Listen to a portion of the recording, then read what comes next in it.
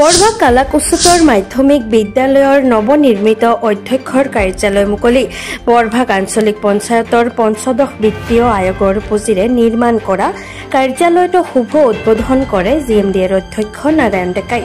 নলবাৰী জিলাৰ বৰভাগ ৰাজচক্ৰৰ অন্তৰ্গত বৰভাগ কালাক উচ্চতৰ মাধ্যমিক বিদ্যালয়ৰ নৱনিৰ্মিত অধ্যক্ষৰ কাৰ্যালয়টো আজি আনুষ্ঠানিকভাৱে শুভ উদ্বোধন কৰা হয়।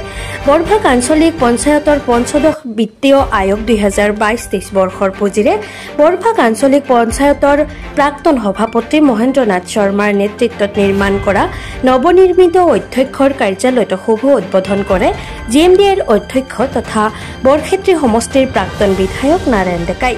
আজি বিদ্যালয়ৰ পৰিচালনা সমিতিৰ সভাপতি ডক্টৰ বিপিন কলিতাৰ সভাপতিত্বত অনুষ্ঠিত হোৱা শুভ উদ্বোধন অনুষ্ঠানত বৰভাগ আঞ্চলিক পঞ্চায়তৰ প্ৰাক্তন সভাপতি তথা বৰভাগ যুৱ সমাজৰ সম্পাদক মহেন্দ্ৰ নাথ শৰ্মা, বিদ্যালয় পৰিচালনা সমিতিৰ বিষয়ববীয়া শিক্ষক শিক্ষয়িত্ৰী, অভিভাৱক আৰু ছাত্ৰ ছাত্ৰীসকলৰ লগতে 46 নং উপ বৰভাগ গাঁও পঞ্চায়তৰ সভাপতি মৃন্ময় দাস, 45 নং উপ বৰভাগ গাঁও পঞ্চায়তৰ সভাপতি মৃণাল কলিতাসহ কাৰ্যকৰ্তাসকলৰ উপস্থিতিত নৱনিৰ্মিত অধ্যক্ষৰ কাৰ্যালয় শুভ উদ্বোধন কৰি নাৰায়ণ ডেকাই বিদ্যালয়খনৰ আন্তঃগাঁথনি উন্নয়নৰ ওপৰত গুৰুত্ব প্ৰদান কৰি বিদ্যালয়ৰ আধৰুৱা হৈ থকা কামসমূহ সোনকালে সম্পূৰ্ণ কৰাৰ প্ৰতিশ্ৰুতি প্ৰদান কৰে। শেষত বিদ্যালয়ৰ অধ্যক্ষ মহম্মদ মকিবৰ ৰহমানে বিদ্যালয়ৰ কিছুমান অভাৱ অভিযোগ উত্থাপন কৰি জিএমডিএৰ অধ্যক্ষ নাৰায়ণ ডেকাক সহায় কৰাৰ বাবে অনুৰোধ কৰাৰ লগতে শুভ উদ্বোধন অনুষ্ঠানত অংশগ্ৰহণ কৰা সদৌতিলৈ শলাগৰ শৰাই আগবঢ়াই অনুষ্ঠান সামৰণি কৰে। বৰভাগ কালাক উচ্চতৰ মাধ্যমিক বিদ্যালয় নলবাৰী জিলাৰ আটাইতকৈ অগ্ৰণী পুৰণি শিক্ষানুষ্ঠান ইতিমধ্যে 100 বছৰ অতিক্ৰম কৰিছে। এই বিদ্যালয়খনত যিহেতু বাণীগড়কা বৰভাগ অধ্যক্ষৰ কাৰ্যালয়টো অতি শোচনীয় অৱস্থা আছিল।